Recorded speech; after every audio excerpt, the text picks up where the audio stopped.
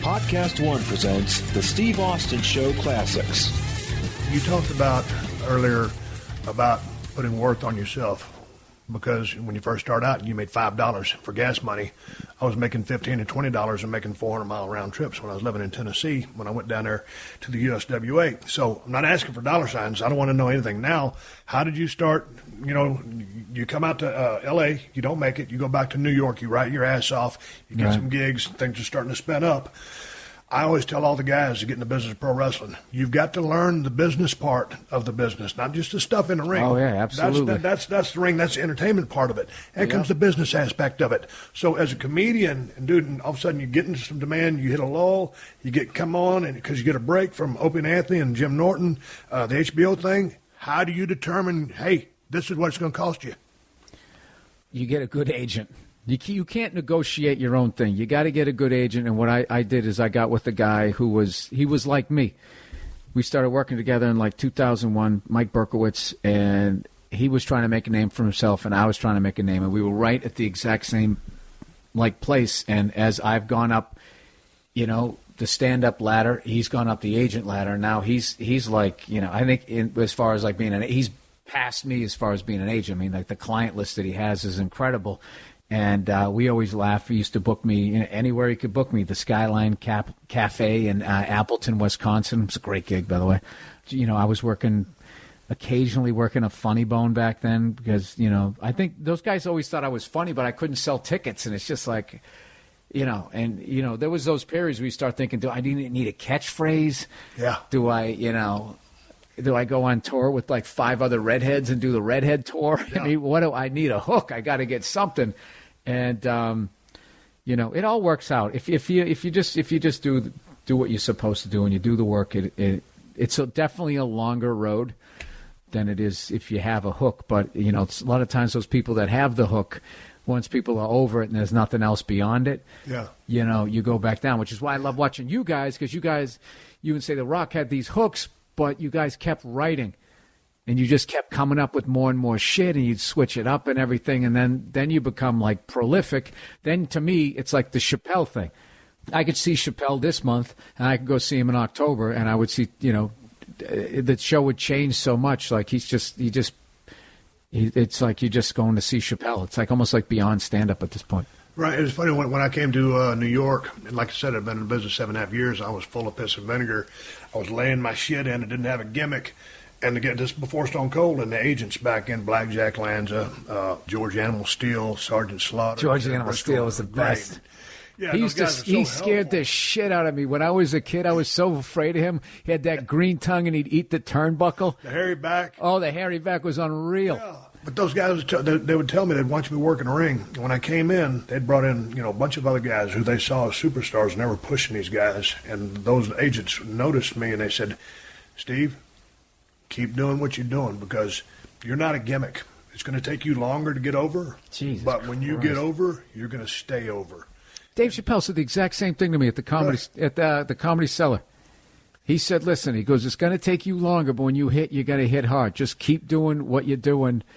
And I didn't even know what he meant, but I just was like, wow, this genius just, you know, said that I had a shot. But like, yeah, because, yeah, if you're not the hot chick, in my business, if you're not the hot chick, you're not the fat guy.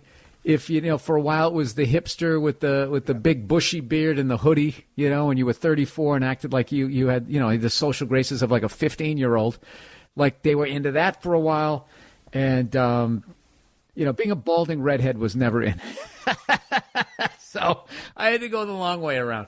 But it was better because I don't think I couldn't handle, like, you know, I've seen some guys like truly funny guys that just from like day one are like ready. Right. Like Dane was ready. Kevin Hart was ready. I mean, like just watching those, the way that they were able to, like me, I had to go like baby steps, and then I'd be like, oh my God, Chris Rock just walked in the club, and I was like, oh shit, I almost hope he doesn't watch me. Right. I don't want him to see me do stand up, and then oh my God, I have to go on after him, or you know, or whoever was coming at the club at the time. Damon Wayans would pop in a lot back then, and but he was a guy that, like, you know, Kevin Hart was just like, he wanted to go on in front of me. He'd walk right up and say hello. Just really confident guy. Like, he really has like that. Out of all of the guys that I met, Kevin Hart has the most amazing like his energy is just he's funny as hell. You want to be around him, and he's just like it's just always positive, always positive, always positive. Like, and he was one of those guys like you could have been the worst manager in the world, and you're like, this guy's gonna be huge. Even then, I didn't know he was going to sell out. He sold out the football stadium where the Eagles play. Well, that's insane. How did you go about developing your style? Because in wrestling business, I keep making these parallels because there's some more I want to make if I'm not boring the fuck out of you. But when you start out, when you're green in the wrestling business, the worst thing you can do, and what everybody is guilty of, is rushing.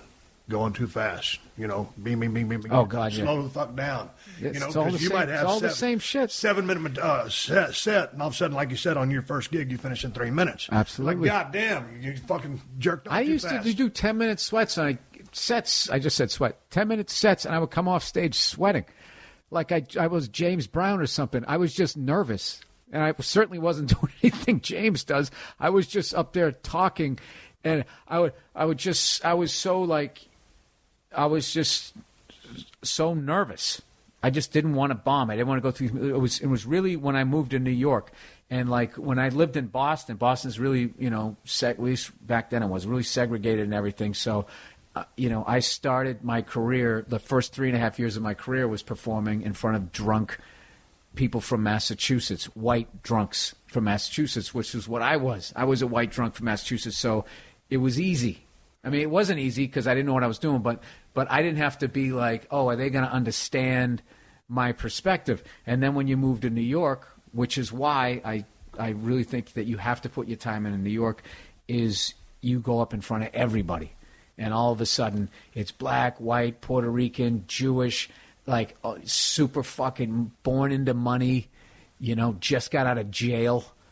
You have like it was just everybody, and I just remember going on stage and being nervous, so I came on my heels, and I instantly would start bombing, and what I learned to do was you had to be not aggressive as in going at them, but you had to be confident, and it took me a long time to get that down, but I just kept going and going. Like, I was so afraid of like black crowds initially that I just started doing the black rooms. I just started. Plus, I also knew I had material that I thought could, I wanted to make sure I was saying it right. As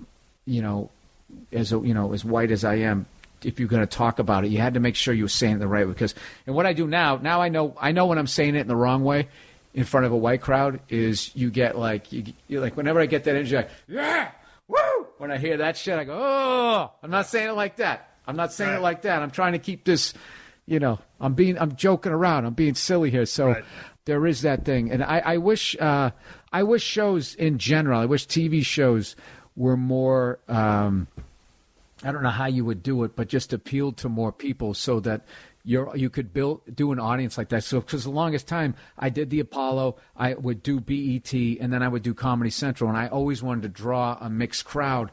But, as you move up in this business, I mean, the whiter it becomes in this weird way. You're not even, like, conscious of it. And it's a very, it's a very hard thing to try to navigate, like, to try to pull the crowd that you're trying to pull. I mean, I love everybody that shows up to my crowds, but to me, I still love New York because what I loved was everybody was there. And when everybody's in the room, then you can really joke around because there's that social thing where it's like, obviously he's fucking around. The person he's making fun of, that group is sitting right there. You can interact with them. But, like, if it's all white people, it starts to feel like a meeting. You know what I mean? And people can, people are. The thing is funny about it, for us, like, when you work the Garden in New York, I mean, it's like, if you could get over in the Garden, you can get over in front of anybody. Yeah. Or in any crowd, just because the diverse mixture. How sick is it looking up and seeing that? The roof, to me, is the iconic thing. Because to me, that was Led Zeppelin. Song remains the same, and you just look up and you're like, how the fuck am I standing here right now? I never really thought about it like that. Yeah. I got knocked out in the Garden one time, and I was looking up at the ceiling, and I didn't know where I was. And the referee, I was working with The Undertaker. My fans have heard me tell these stories too many times. He was going to give me a backdrop, and I kicked him in the chest, and he straightened up. And when he did, the back of his head hit me right in the chin, uppercut. I'd never been knocked out in my life up until that point. And I'm laying in the middle of the ring at Madison Square Garden looking up at the damn ceiling. And Earl Hebner, same referee, looks down at me and goes, "Goddamn, boy, you all right?" I looked up at him. I said, "Where am I?" He goes, "Goddamn it, boy, you in the garden." So I finished the match. I didn't know what the fuck happened, but I finished the match. When I go back and look at some old Larry the Cable Guy stuff, he came out when he first started as a comedian with a straight, regular accent. When he created the Cable Guy with the country accent, that's when he got over. Were you always the same with your approach to how you deliver your material? Because you get this great voice that you can just ramp up and get that high pitch when you're when you go off on a rant and you start just going off on something. It's almost like you're just freewheeling out there. Was that always your style? No. When I first started working, I was clean. I wrote everything out. I memorized it, and everybody was just like, "Dude, you're going to be on TV." I looked like I should have been like one of those little kids in the back of a station wagon and like a Chevrolet commercial, baseball, hot dogs, apple pie, and Chevrolet. I looked like the all-American kid. I mean, I was like 23 years old, and I had a baby face, and I was working totally clean. And I did that because I wanted to make sure I knew how to write a joke. And then it became, about a couple years of working totally clean. It was then like, this isn't who I am. I don't talk like this. I'm a angry man. I didn't realize how angry I was until it was my 30s. I started to realize when after like the sixth girlfriend broke up with me and was telling me all my faults. And I'm like, well, this seems to be reoccurring shit here. I guess I need to work on myself. But it's just gradually. I mean, I'm not the same person I was when I was 23 either. So like I was a people pleaser when I was 23. And then there's somewhere along, your 30s, you realize like, yeah, this is when you're a people pleaser, you attract assholes because only nice guys put up with their shit. Then all of a sudden, you get a bunch of assholes in your life. So it was a combination of on and off stage, me just becoming just more myself and not giving a shit in a good way, not a rude, arrogant way. Just like, hey, this is who I am. This is what I like. This is what I do.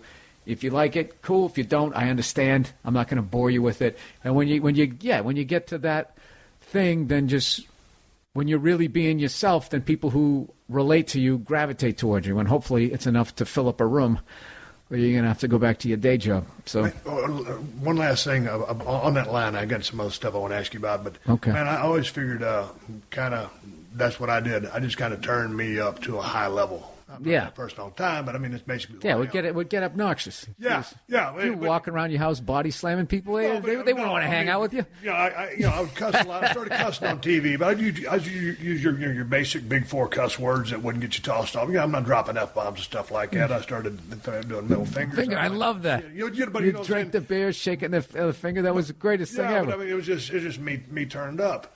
But I think people loved that because everyone wanted to do that to their boss. Everyone wanted to come in with the beer, suck down 3/4 of it, throw the rest in his face, and give the guy the finger and tell him to go F himself. But my point is, I was willing to go out on a limb and push the envelope, and had I not, I never would have made it. But sometimes, like when I watch your stuff is so cutting edge with the political correct world that we live in.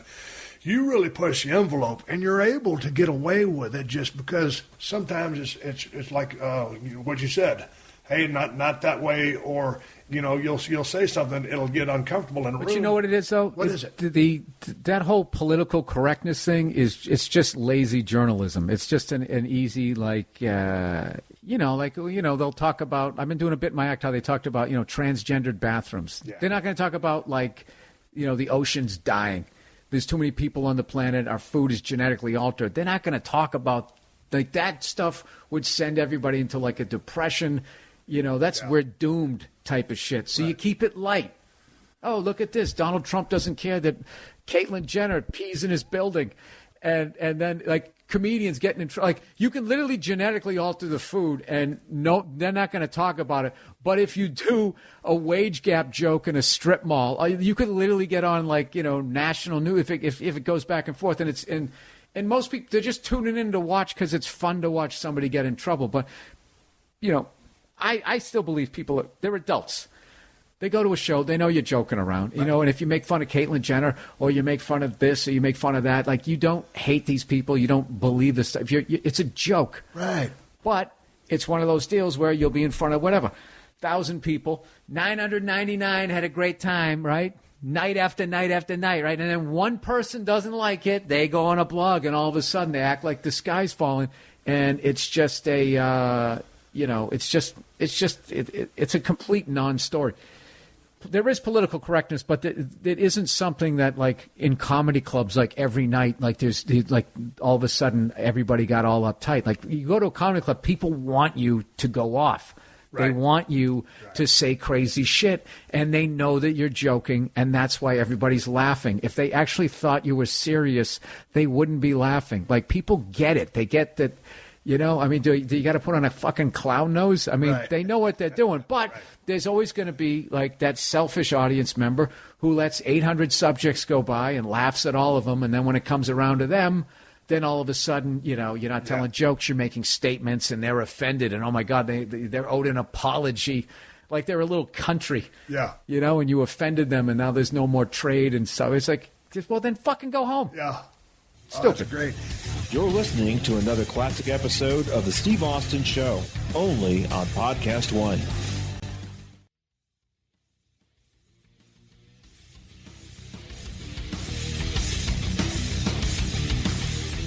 Let me shift gears on you if you don't mind. You're a licensed helicopter pilot. Yes, I am.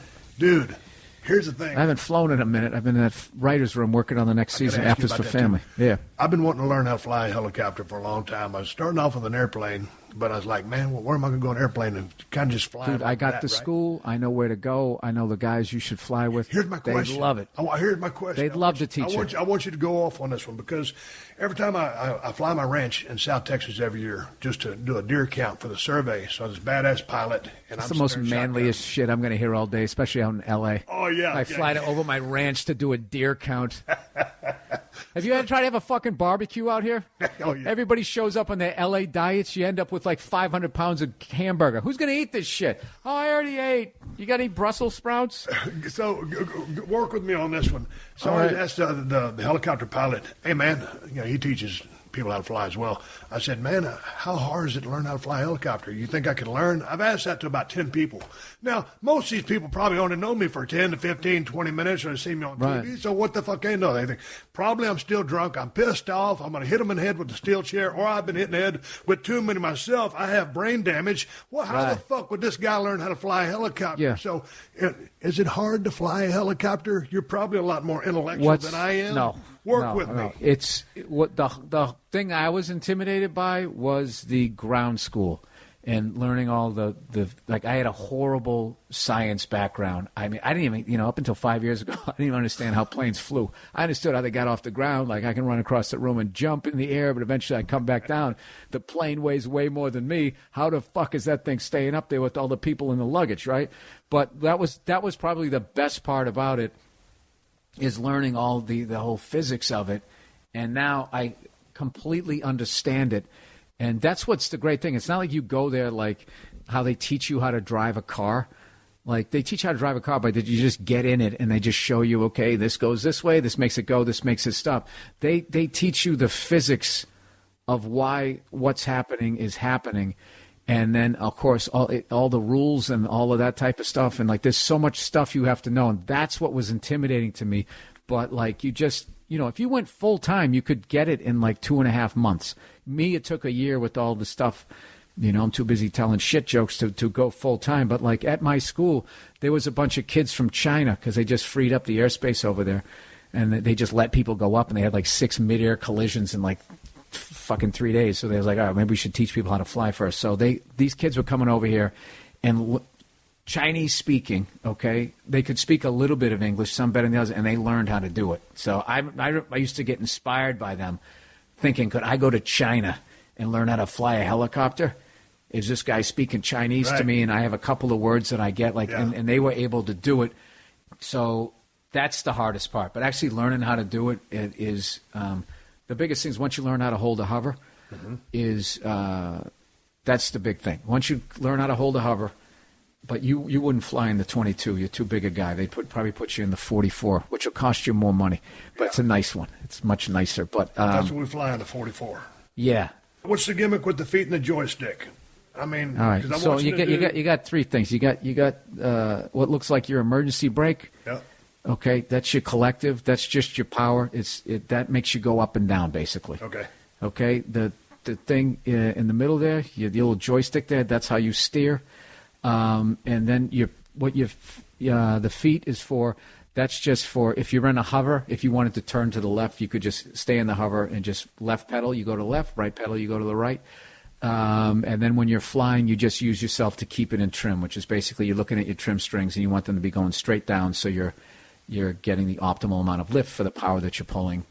You know, you're staying true to the way that you're going. Jesus Christ, I can't even explain it well. But no, it's interesting because you're sitting there explaining this to me. I can see exactly what you're talking about by looking at your eyes and your hands. Well, a lot of people think that, like, when you step on the pedals, that speeds up and slows down your tail rotor. It doesn't. It never speeds up or slows down. You're just changing the angle of attack, which is basically more bite or less bite. So if you, depending on which side it's on, this is when it's going to get all technical geek stuff. All the tail rotor is doing is it's compensating for the torque that the main rotor is turning. That's my big question, because I'm scared I'm going to back off that motherfucker and start spinning a helicopter. Because everybody saw Rambo and they go, oh my God, if the rear tail rotor goes, you just start spinning, which is what happened. What you do is there's also a throttle on your collective, your emergency brake thing, and what you do is you roll it down. And when you roll it down, it's basically like putting a car in neutral. So now the torque of the engine is not turning the main rotor. What's turning it now is you falling. Right. So if you have engine failure, I used to think that you're fucked. Like a plane, you can keep gliding. Yeah. What they do is called an auto rotation. If you saw the Rock movie, he goes, we have to auto-rotate, which is the funniest shit ever, because no one would ever say that. If you have to auto-rotate, you don't say, we have to auto-rotate. You just go, shit, fuck. Yeah. That's what you do. You don't start explaining it to the passengers. But that's just, in my business, that's called pipe. You lay in pipe, you're explaining. Well, actually, no, that's not really. You're just over. That's just a character explaining what the fuck they're doing. So when you're flying, right, when everything's going well, mechanically it's all working, you're drawing air into the main rotor. That's called induced flow. When shit hits the fan and you have to auto-rotate, what's now the air's going, what's keeping the main rotor turning is the air flowing up through it. So basically, it's your forward speed and the weight of the ship falling. And you can, especially in the 44 that you're going to fly, you can glide for a long, long way. And what you do is, as you pick out your spot, and what's great about a helicopter is there's all these soccer, baseball fields, all of that shit, is when you come down to your flare, which my instructor showed me is like a hockey stop, you just stop and just like that in the air, right? You get like 10 feet off the ground, you just, you come back on the stick, and you flare out like that. This is probably, people don't know what the fuck I'm talking about. The big thing is you don't want to go back up again. Right. Because then you're going to slam down like fucking Hulk Hogan. You're going to be 3 inches shorter.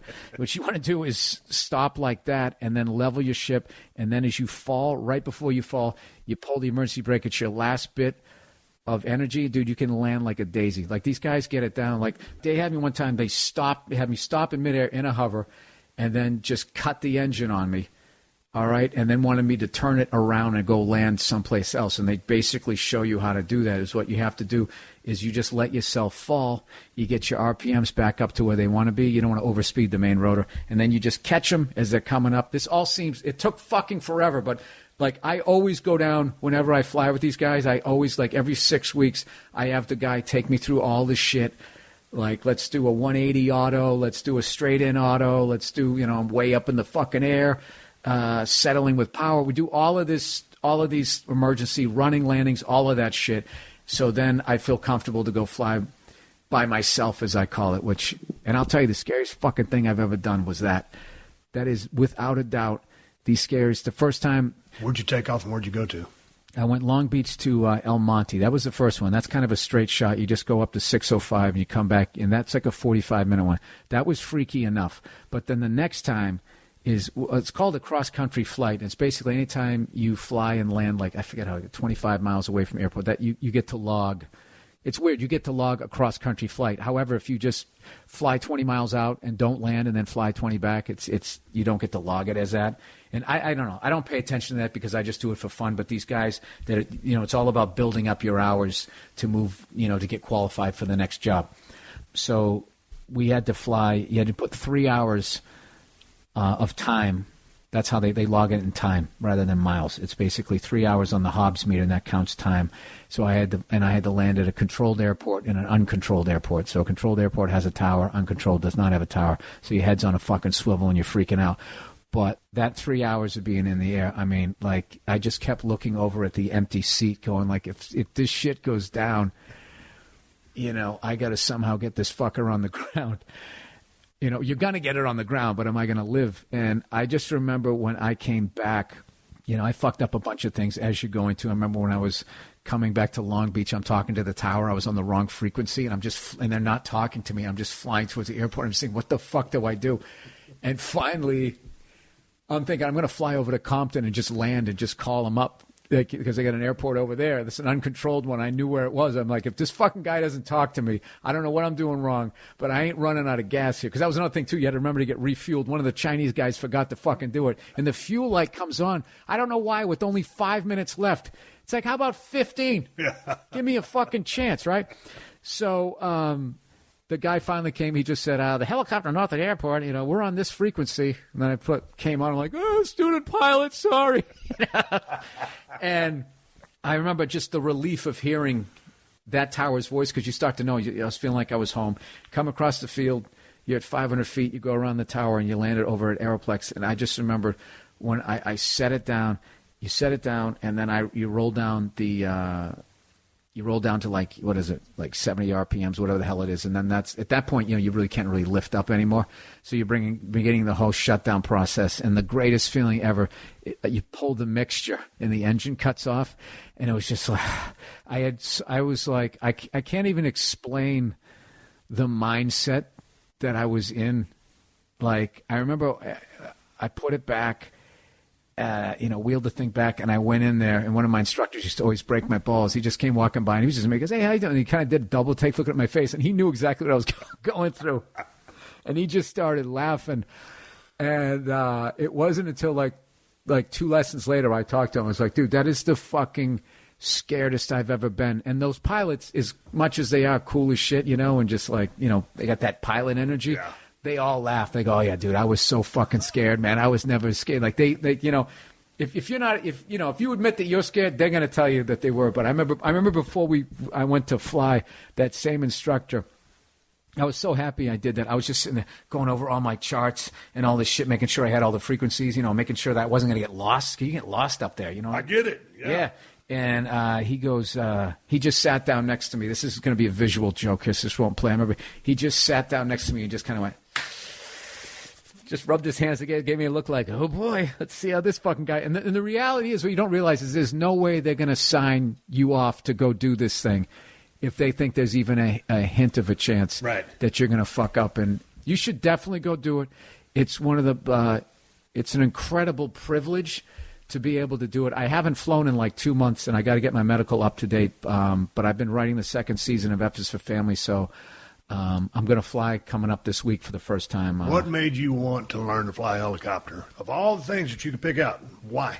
It was just something. I always thought they were cool. I used to watch Magnum P.I. and just thought, wouldn't it be fucking cool if you could just, buzz around an island in one of those? And I've also always done shit the hard way. Like, I guess like learning how to fly a plane is easier than a helicopter, but no disrespect to those guys. I'm sure that once you get to the jet level, I mean, I'm just flying these little rinky-dink things, but like, I just thought it was fucking cool. I always just thought a helicopter is cool. You know what's cool about a plane? A jet.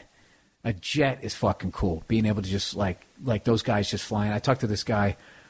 He had his pilot's license, and he was just talking about the first time he learned how to fly this jet. And he goes, we went so fucking high up. He goes, I'm literally looking at the curvature of the earth. And he, done fixed wing like prop, and it had these little ass fucking wings. And he said somehow the design of it, that the second you took off, you were already at like a critical fuel level and shit. And it's just like, it's just listening to him talking about that. Like, I have a fear of heights, like when I'm not in a plane or a helicopter. Like, when I can't watch those YouTube videos where people climb those structures, and you're like, well, this guy has on a GoPro. He obviously didn't fall and die, so or else this footage wouldn't exist. But I get, like, there's a couple of those where they just keep going up and up and up. Like the guys who got to change the fucking light bulb at the top. Yeah. And then these thrill seeker guys, well, they'll just be like doing like pull-ups with no parachute or anything. And dude, like, I've never had nervousness when my hands get sweaty, but that's the only shit that'll make it do that. And to this day, like, anytime, like, I've only flown solo probably, I got like 15 hours solo at this point. Like, I'm just so busy. That's why I always go back and do the emergency stuff. But like, every time I fly solo, there's just this amazing feeling of it's the coolest thing ever. It's such a free thing. And then terror of, like, you know, and the terror is a good thing. You got to have that. It's like that thing, like, you know, if you walk out to perform, you're like, yeah, you know, fuck these fucking people. You're going to be in trouble. It's the same thing with that. And, like, dude, I just fly over stadiums. I fly over the Rose Bowl and shit. I fly over famous movie houses. Like, there's the house from the Horsehead scene, the Godfather house with the ridiculous pools. I fly over that thing, and my own house and shit. Like, I was thinking about taking my helicopter pilot lessons down there in Laredo, because in the middle of nowhere. So if I fuck up, I'm just going to fall in the field.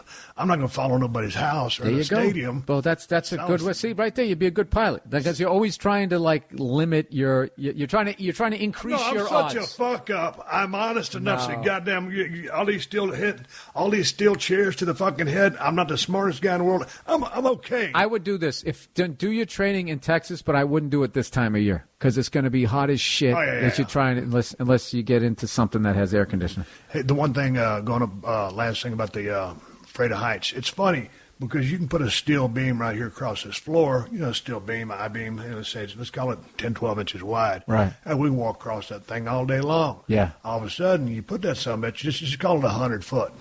Nah, fuck that. And then when you go try to walk across it, everything changes. Yeah, I'd be on all fours, crying. But it's the same fucking width.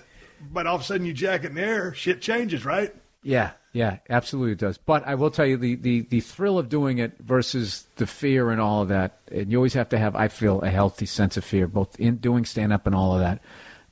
That I feel, you know, you just, you know what it is? You just fucking do what they tell you to do. You don't go up there and be an asshole. You don't go up there and think you know shit. You bring people up. You don't. I've never brought anybody up. But, like, you don't try to, like, show off or anything. It's like you literally have their life in your hands. But, like, there's two types of people I found. My limited knowledge. There's the fucking people like me that understand you can die, and then there's these other people that they just. Dude, we had a guy. He got his license in the next fucking day. He rented a 22. He flew over the San Gabriel Mountains, which is like fucking 8,000 feet. He went up onto the other side, and he just started landed in the yard of one of his relatives, and he just started giving people rides. Landed in like a neighborhood. Somebody finally called the cops. I was like, what the fuck? And then he kind of threw the school under the bus and was like saying, they said it was okay. It's like, we never fucking said that was okay. But, like, and there was this weird thing where I was just saying that guy is out of his mind, but I had a certain level of respect for the balls. Yeah. The fucking balls. The first day you get your license, like, that's what you're going to do? If I was going to go on the other side of those fucking things, I would have flown up the 405. You just follow the roads. Yeah. And I would, you know, they got where the 5 cuts through. You got that pass. I would go, and even then, you know, I get nervous going over the 405 when it goes from Hollywood to the Valley. Like, you really start getting up there, and, you know, it's just like one of those things where I don't like getting too high, because then you start getting into where the fixed wing guys are, right. And those guys kind of have like a 45-degree angle. They can't see below, and that can get a little shady. So I like staying right around, you know, 1,200, 1,500 feet. I just stay in my lane. Right. Follow the roads. I always announce where the hell I'm at. Hopefully I'm on the right frequency. I'm such a dope, but yeah. It's fun. You should definitely do it. You're listening to another classic episode of The Steve Austin Show, only on PodcastOne.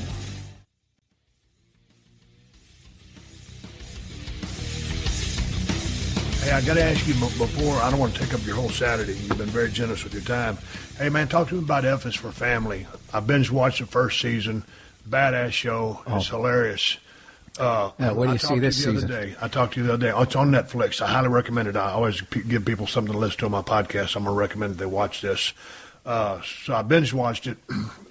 How'd you come up with the idea for this thing? Why? And how do you pitch something like this? I hit you with a bunch of questions. All right. It was an idea that came about through telling family stories on stage. And as I went from being the young babyface comic to being the old guy, a whole new generation of kids with a whole new style of parenting came about. And everything got labeled. Bullying, mental abuse, physical abuse, and cruelty to animals, and everything got like labeled. So it wasn't that people weren't laughing. They were just kind of, I was starting to get a lot of, oh, like they were feeling bad. And I was standing and saying, this is funny. This is funny. Yeah. And it got like frustrating because then they would come up to me and be like, oh, yeah, my dad was like that. And so-and-so was like that. I was just like, well, when I didn't feel that energy from the crowd. I felt like I grew up in, some crazy household, but I knew that these kids could relate to it. And by kids, I mean people in their 20s. So I just kind of got frustrated, so I kind of stopped talking about it. And plus, I was getting older. I didn't still want to be talking about my dad and mom and kids I grew up with. I just felt like I had done all of that. But I still knew that the stories were funny. And I was walking my dog one day. I was like, well, what if I animated them? So initially, the idea was I was gonna write little 5-minute vignettes. Like the Burr family goes to get the Christmas tree, because it was always like this Norman Rockwell shit, and then there'd be like this total dysfunction. Everybody started screaming at each other, and then in the end, we're eating a great, Christmas goose, and it's like, the cover of the Saturday Evening Post. And of course, I never did it. And then I ended up meeting Vince Vaughan while I was working with Steve Byrne, and he's got a production company, Wild West. They brought me in. I met Peter Billingsley, Mike Lagnese, Victoria Vaughn, and all of them, and I said, I don't really have an idea. I have this silly idea for a cartoon, and they loved it. And then they introduced me to the great Mike Price from The Simpsons, who's just a monster. He's like the nicest guy ever, but nobody works hard on that guy. He's just amazing. And then that's when it really started to come together. And then we pitched it around Hollywood, and everybody was, just wasn't biting, and I thought it was over. And Vince, that's what I'm saying. And then Vince was like, let's go to Netflix. And we went to Netflix, and Vince went in on the pitch meetings. Like, he's all fucking in. So I think they were looking at me thinking I was going to do my Louis show, my Mark Maron show. And my whole thought was I can't do those shows better than those guys are doing them. They're already doing them, and all I'm going to look is like a third-rate fucking Louis or Mark Maron. So I think they looked at me like a cartoon. I don't get this. But then they were also looking like, that's fucking Vince Vaughn sitting there. And then I think that's why we got 6. It was a weird number. They're like, all right, we'll give you 6. Let's see what you do with that. And then we just brought in all these awesome writers and got all, I forget who signed on first, but once we got Sam Rockwell, and then we got Laura Dern, and then Justin Long, and then all of a sudden Gary Cole and Dave Koechner and all these people, Mo Collins from Mad TV, Debbie Derryberry, Haley Reinhardt. It just was crazy. All these people just signed on to do this stuff, and I always going to forget people's names. Not Phil Henry. I'm going to forget everybody. But anyway, so they all signed on, and I'm doing the Seinfeld thing. I'm surrounding myself with people way more talented than myself. They prop me up and carry me across the finish line. So how long does it take to complete an episode? But with animation? Yeah. With animation write an episode. How long? You can write an episode. Someone writes the initial draft and everybody beats it up. That takes about to write and record about 6-7 days, work days, and then so we started writing the last couple of days in March. We're up to episode 9 out of 10. So we're going to have them all recorded here in the next couple of weeks. And then what happens is the first thing that comes in is the animatics, which is the rough drawings of it. And then that's when you really just go like, okay, this guy shouldn't be standing here. This kid shouldn't be here. And, I'm not good at the directorial stuff. Like, this should be a wide. Why is this over his shoulder? Like, the other people handle that stuff. But I just more look like, try to keep a reality base to the thing. And just make sure the movements or some stuff we take advantage of the animation, but we're trying to make it like a real thing. Like, one of my favorite parts of the first season was when the older brother, Kevin, saves Bill from getting beat up by the bully, and when Bill thanks him, his older brother punches him in the stomach. And it's just like, that's like, to me, like that was like what being a kid was when I was growing up, and dude, you wait till you see this season that we're writing. I just saw the animatic for the first episode, and there's a scene that we were trying to get animated correctly, and we'd seen it like 20 times, and they finally got it right, dude. And the whole room, as jaded as we are, just bursted out laughing, just dying. I can't wait. But it's unfortunately not going to be out again until May of next year. We're trying to hustle here and get it out as soon as we can. But they had to wait to see how it was going to do. So hopefully now, they'll have a little more confidence in us, and we can start the third season. So people, once a year we can give you 10 episodes. That's what we're hoping. Rather, this time it's going to go a little over a year. So apologies to the fans of the show. So they were obviously impressed with the 6. I watched them. I loved about them was, how long was an episode? Is it 30 minutes or just right at? Yeah, 25. With no commercials. I mean, it starts and it's over. It's like, goddamn, I'm ready for the next one. Yeah. Because I'm bad about watching TV. If shit ain't good, I just won't watch it. Right. I like how each episode rolls into the next one. That was Netflix's idea, and I was against that. I'm like, really? No, I want to do like The Simpsons standalone. They're like, no, serialize it and blah, blah. And then the second we were going to serialize it, it just took the writing to a whole other level. Now you're not just tracking the story, you're tracking it for the whole season. Like, okay, we got to bring this kid from here to here, her from here to here. It can get away from you sometimes. You're just sitting there going like, well, that doesn't make any sense because he did this in episode 2, and you're just sitting there going, fuck. But you sit there long enough, you'll get away out of it. I like the way they're connected to each other because I love it. I love it.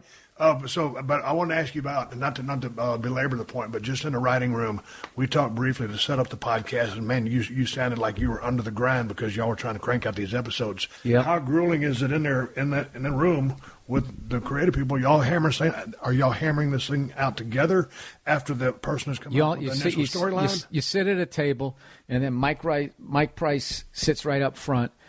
And we're just pitching on shit, and then he kind of, when he repeats it and laughs, the person typing the script, it goes in. So there's all of this. It's a great room. People are funny, and then what happens is you get you get tired, and then someone else comes up with something good, or you just start making just ridiculous jokes, or we just go on. We'll go on and just start watching, Ric Flair videos, or you'll watch like, oh my God, I remember seeing the worst movie ever. Go on YouTube. You just take a mental break, and you got to kind of walk away from it, and then you come back and just keep going and going and going. But fortunately, it's a great room. We work a lot, but we're not there a ridiculous amount of times. A few times, and we start about 10:30 every day. We go to about 6 or 7. Sometimes you go till 9 occasionally, and. But, we go order pizzas and shit, and we just like... Yeah, how'd you guys decide on the voices? Was that casting? Was that you? I mean... Yeah, we have great casting people, and, we had ideas. Sometimes you have the idea what the person's going to sound like, and somebody comes in and they nail it. You're like, bam, that's the guy. Other times it was like you had an idea and somebody did something totally different, but you're like, that's really cool. Yeah. Let's get this person, and... the biggest thrill I get with the writing is when the performers come in, and like Dave Koechner, we get him he plays Bob Pogo, and like sometimes we just write this crazy shit for him, and he can't get through the line. Sam Rockwell, he just recorded like 6 or 7 episodes, and he's one of the funniest dudes ever. And there was like a couple lines that we wrote for his character Vic that he couldn't get through them, and that's just his writers. You're just so psyched, like this guy's been on Broadway, he's been on all these movies, and we can make him laugh like that with the shit. Like you get like a real like charge out of that. And I know Mo Collins, we got her a couple of times at the table. It's just great. It's like that's one of the big, like I love the table reads, because that's like, then what you do is once the script's ready, everybody comes down, and, all the performers, you sit down, you just literally read it at a table, and there's a crowd there. Most people connected with the show, got money in the show, and then there's just family and friends that come down and watch. And, when it's going great, there's nothing better. So when all the actors come in for a table read, and then were y'all all read that together to record it, or everybody in a booth at a No, you're just literally sitting at the table with the script. Really? And it's just, you're just acting it out. And there's a whole art to that. And that was another whole thing that I had to learn to slow down. I had to get comfortable. And now, we're doing the 9th one, and we did 6 last season. So I got about 15 table reads under my belt. And now I really look forward to them. I used to kind of have a little bit of performance anxiety because I just felt like, I'm not good at reading out loud, and I got slight dyslexia and shit. So I find if I got to put my finger on the page and just like be going like that so my eyes won't jump around and switch up words. So I was a little performance anxiety with that, but I've been able to get through that. Now I absolutely love them. Like we got one on Monday. I can't wait, Can't wait. Now you guys all bonded together. It's like a tight. Yeah, no, it's great. And there's, no egomaniacs or anything. Everybody just like breaks balls. And it's just, stupid jokes that you do. Like if anytime anybody drops a name. Yeah. Like I'll say, yeah, this weekend I did Stone Cold's podcast. I'll be like, oh, and they like clap. And it just makes you look at you, Mr. Showbiz. And it's just like, just that kind of ball breaking. And then sometimes you just pitch stuff that just, it's not getting in the script, but you just want to make everybody laugh. Yeah, you know what I mean? Yeah. It's usually the sickest, most twisted shit ever. And the great thing about a writer's room is that's the rules. Like you can't get offended when you're in there. Right. That's it. Yeah. You just have to go in there and that's it. People are going to trash you. They're going to trash everything that you believe in because we're all going crazy sitting in this fucking room trying to get it going. So what's next for you? I know you're going to you're going to be in the UK. You're going to be in Ireland here in literally a couple of weeks. Scotland. How Amsterdam. do you schedule your show? Your Evans for Family. You're doing that. You got 2 more episodes? Yep. And then you're going to get out on the road. How many days of the year are you trying to stay busy or do something? I mean, I'm getting ready to do another special. So so this, I got the once we're done with these records, writing and record, then I'm hitting the road pretty hard, and I'm just gonna go all out until I tape the special, which I believe we're going to be doing in October. We're still trying to work out where we're going to be. Can't say what city yet or anything, but it's going to be awesome, and I already have the idea how I want to shoot it. Have you started writing it yet? Oh, yeah. I have I got like 90 minutes material, but I just have to see which ones are going to be worthy of, can make the cut. Will you consult with anybody on that final, what's going to be a hard 60?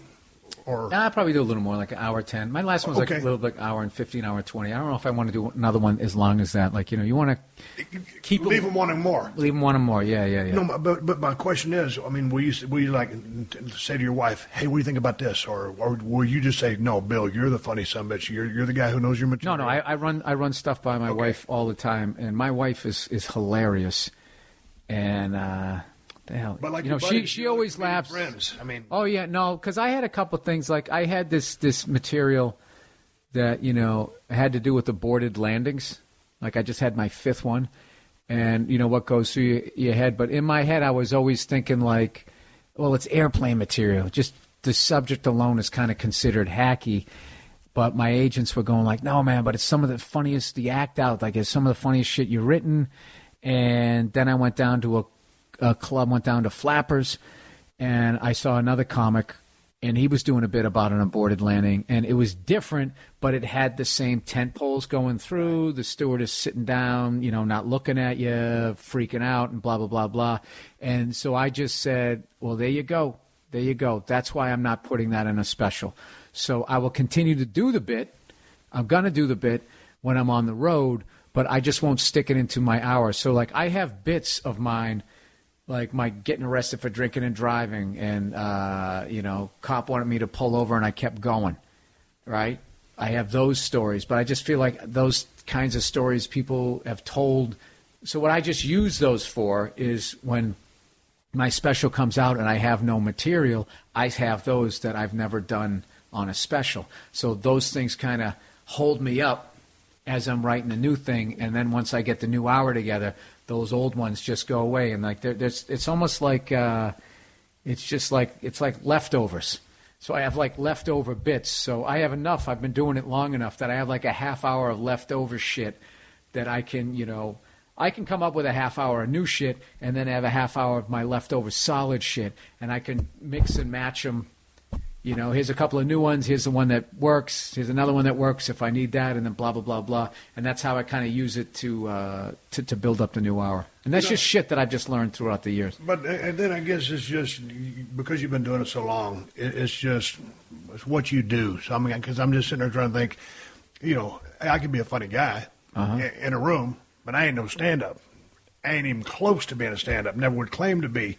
So when you're just sitting down, like, what's your process? Just like, hey, this would be funny, and then you take it to the level that you do. I mean, I just write the word down. Yeah, I just write a word down. But you guys do the same thing. I remember seeing people saying, like, Ric Flair, right? They go, hey, did you have like writers and for your rants and blah? He goes, writers. He goes, I came up with half that shit in the car ride over from the airport. Or sometimes I'll be hanging with my wife. My wife always gives me shit because I don't take Uber. Yeah, I don't take. It's just some fucking guy. I get a cab. Yeah, I get a cab. Yeah. I don't like the Uber drivers, especially out here. They're in show business, half of them. They got a script. They know who the hell you are, and then they know where you live. Yeah. I don't like that. I like the cab driver. Yeah. Hello, my friend, blah, blah, blah, and then it's over. It's fucking over. So I went on this riff about it, about how, it was basically like fucking hitchhiking. And then I did this whole serial killer testimonial thing about, how much he loves his job and everything. She was dying laughing, and I was just like, all right, I'm going to do that. Now, that bit, where it's at right now would never be worthy. I wouldn't even do that on like a late night show. Maybe it's like a late night bit, but it's nowhere near where it's at right now would ever be put into a stand-up special. Even I don't care how hard it kills. It's right. Just like, it's fucking Uber. It's like, to me, that's like, there's certain subjects that are just like, it's like, remember that Chex Mix party mix? That's what it is. It's it's like that level. It's not like fucking Johnny Walker Blue up on the top shelf. It's just bullshit you're putting in your mouth. Now, those things, but what those are great about those things is they get you saying something new, which gets your mind in a new place, which could lead to something new. Like that bit could then elevate up to something that then, you can take the most basic bit and you, depending on what you do with it, you can turn it into something worthy of being on a special. Whether it gets there or not, we'll see. We'll see what happens when I go up and just riffing, messing around. I read that you still like to travel. I love it. God damn it. Well, it's because you're still doing it, I think. Or maybe just because you love to travel, because, man. I like, once I get there, I hate going to LAX. Oh, yeah. That's why I never get mad when babies cry on the planes, because when babies cry on planes, it makes me laugh, because I always think, like, that's exactly what I'm thinking right now. Like, if it was socially acceptable for me to break down and just start sobbing, I would. Because I feel exactly how that baby feels right now. I don't want to do this. Right. I want to go home. When I was on the road, I always called it those 15 years, give or take, as zombie years. I mean, like, you're a human being. Oh, yeah. But you're just going, man, and you're doing the things in life. You're coherent, and you're making decisions, but you're in go mode. That's just what you do. When I got out of the business, it took me 3 years to get out of that and turn back into a civilian. So, like, now when I travel, it's a real pain in the ass because I don't want to go nowhere. I'm a homebody now. I put it in my time on the road, and I'm in a different mode. So I'll go somewhere to do work. I just don't like to travel or go to different spots. I ain't never been to Hawaii out of all the places I've been to. My wife she's been 6 times. She wants me to go to Hawaii. I don't want to go to fucking Hawaii. Go to Hawaii. Yeah. Do it. You're telling me to go to Hawaii. I'm going to fly my helicopter over there. Dude, here's the thing. Airplane. Check it out. If you're sitting there, you're riding in first class, and some dude walks by, or a chick, and they got on a shitload of cologne or perfume, and it just fucking punches you right in the goddamn mouth. The shit like that irritates the fuck out of me. Or it's the dipshit who doesn't have any awareness. What? You spent 15 years to get working your way up to the front of the plane. That's my thing now, is I blow most of my money on travel, like the traveling aspect of it. Like, I sat in the back of those motherfuckers for fucking almost 20 years, and I'm like that guy who went to jail for the last time. I'm like, I ain't going back. Yeah. I fucking sat there. You know what the worst was? Those DC-9s where you get the window seat and the fucking engine is right there. Yeah. You know, they had a malfunction one time and something flew out of the engine and just like took somebody's head off, went right into the fuselage. I remember that. Yeah. So like there's that, or you get the seat next to the bathroom. Or I sat next to somebody one time who was so fucking fat. They were next to me and in front of me at the same time, dude. Like, I remember he was trying to make himself smaller by crossing his arms, which just, what are these muscles called on the side of your back? Your lats. His lats fanned out like a fucking dragon's wings. And it was like literally like in front of me. And what killed me was he was dating this chick who was so fucking petite.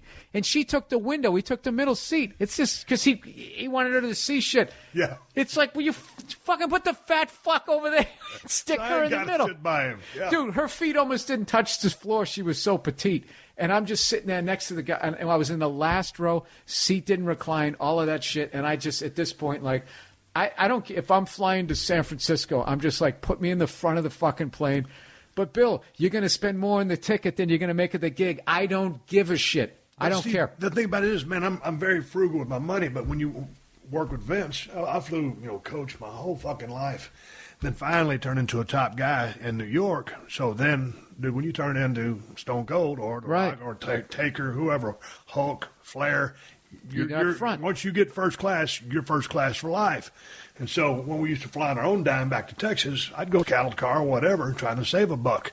But, back, when you finally, because I'm going back to what you're saying, I paid my dues. And we're sitting, one of my biggest pet peeves is not only the cologne or the perfume. I always tell people, just whatever you're spraying on, just a cunt hair less. Just one little fucking puff and then put it away. Or the bag slapping you in the head when you're going down. My thing is the person's foot coming between the seats. You ought to be able to take a pen and just stab them right in the arch. Or if you're sitting there and the person behind you uses the back of your seat to pull themselves up instead of using their fucking armrest. Use that. Or here's one big one.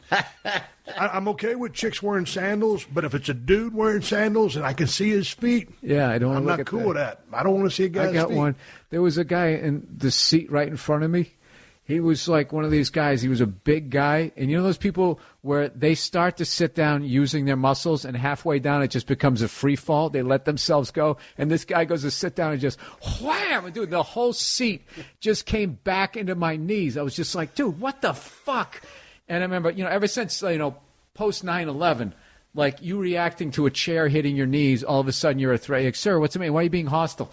It's like, 'cause that fat fuck just, and then, I'm going to, the F word starts coming out. You're the bad guy. Yeah, then I become the bad guy. He's irate. There's something wrong with him. Sir, he's agitated. Sir, are you going to be okay to fly today? Like that type of shit. I'm just like. I'm going to be fine. Shut the fucking door. No, you know what I did? When I went to get up to get the guy back, I used the back of his chair, and I did it really quickly so his head would be off, and I let go, and it whacked him in the back of his head. But still, that's at least cushion for your head. I still got it the worst. But see, here's another thing that gets me. When you're sitting there and there's someone in front of you where they just, similar to what you just said, but they hit the button and they just automatically recline as fast as they can and as far back as they can. It's like when I'm sitting in front of somebody, I know I bought the same space. I know I've got that real estate to work with, but because I'm a good motherfucker and I've had all those things jammed to my knees, I'll only come back so far. Because it's called being considerate. It's etiquette. It's considerate. Empathy. Yeah. People don't have it. No, nobody gives a shit. They don't. Trying to not infringe on their space. No, you know what's also in the back of the fucking plane, which I couldn't stand.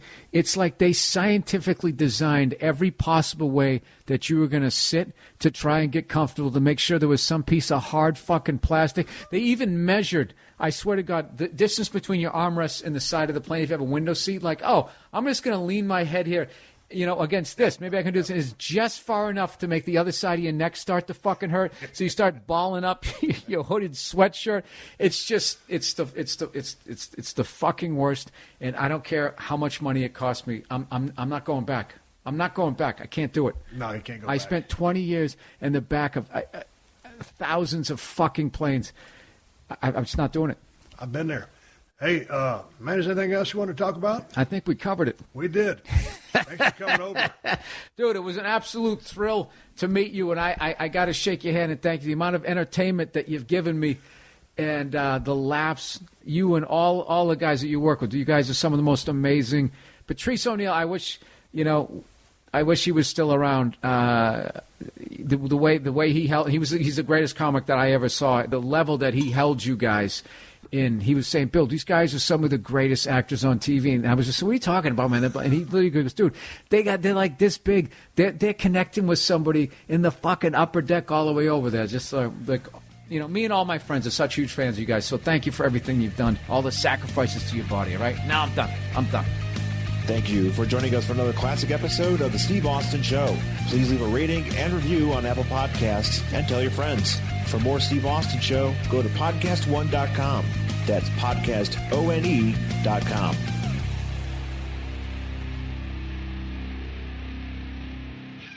Stream your favorite drama movies and TV shows on Pluto TV. All for free. Watch all your favorite crime dramas like CSI and Blue Bloods, or your favorite action dramas like Breaking Bad on Stories by AMC or The Walking Dead universe. Plus, Pluto TV has hundreds of drama movies and TV shows. Download Pluto TV on all your favorite devices for free. Pluto TV. Stream now. Pay never.